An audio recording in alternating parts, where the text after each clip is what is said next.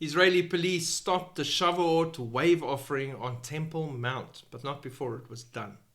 In a bold attempt to perform the temple service, 2 activists ascended to the Temple Mount on Monday wearing Kohanic investments, priestly investments, clothes, and bringing 2 special loaves of bread intended as the Shavuot offering. This marks the first time this temple ceremony has been performed at the site since the destruction of the Jewish temple in 70 AD. The 2-loaf sacrifice was offered at the site of the temple courtyard and was properly elevated by a priest dressed in priestly garments, all under the halachic supervision and guidance of Rabbi Israel Ariel, head of the temple yeshiva and president of the temple institute. The priest sanctified his hands and feet in the courtyard area using a ritual vessel. He received the bag containing the 2 loaves from someone else who smuggled it onto the area.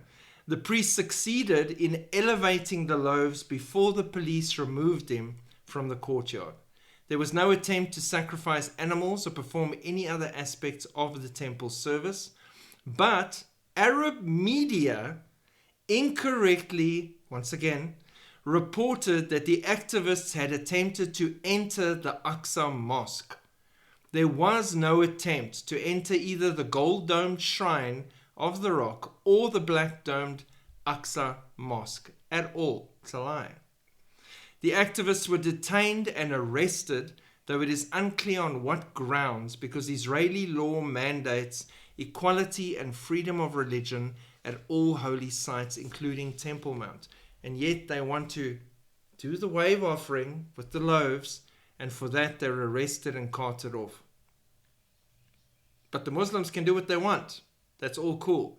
How's that freedom of religion? They're not even allowed to pray openly, then they get escorted away. And what we're seeing here is more and more evidence of how ready they are for that final tribulation temple that's going to be built soon, and how their priests are ready, their clothing is ready, their rituals are ready, their vessels are ready, everything they've got prepared and ready, and they are practicing it and doing it more and more on the site, which is very provocative in such a volatile region. But they are showing they don't care. They need that temple services back ASAP. Why? Because they're lost and rudderless without Jesus Christ. He brought that all to completion.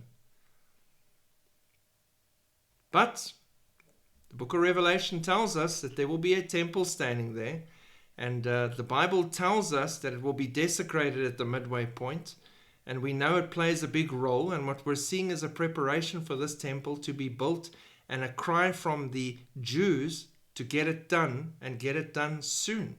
It is a highlight of all the tension and chaos in the Middle East. It'll be a major part of this agreement with many when it arrives.